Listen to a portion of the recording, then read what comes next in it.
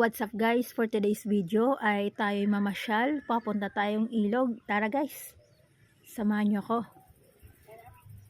At so ito guys, nakarating nga kami sa Bitbit River, Norzagaray, Bulacan.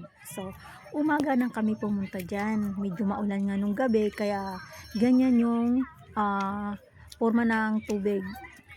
Ayan siya guys. Ganyan yung kulay niya. So, bumalik kami ng pagkahapon, hindi na matirik ang yung araw at medyo wala nang naliligo para maipakita namin sa inyo kung gaano kalinis at kaganda ang tubig ilog dito. So, ayan na nga guys. Papakita namin sa inyo. So, ito na nga. Ganyan guys. Sobrang linis niyan guys. Sobrang ganda. At napakalamig talaga ng tubig niyan guys. Lalo na pag kayo'y maliligo dyan. Zoom in, zoom out ko na nga siya para makita nyong mabuti. Ayan siya guys. Sobrang linaw. Kitang-kita na yung bato sa ilalim. Ayan.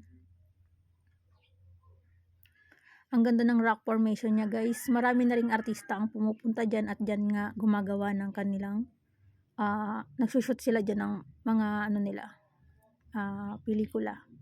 Isa na dyan guys si Coco Martin, yung probinsyano guys. Isa sa kanila dyan guys ay tumalon mula sa taas papunta sa baba. Tingnan nyo guys, ang ganda ng tubig.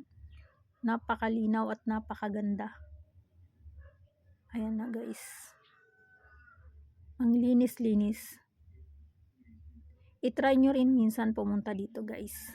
Sama nyo yung tropa nyo or jowa nyo kung meron man guys. Masan nyo guys yung tunog ng tubig, nakaka-relax.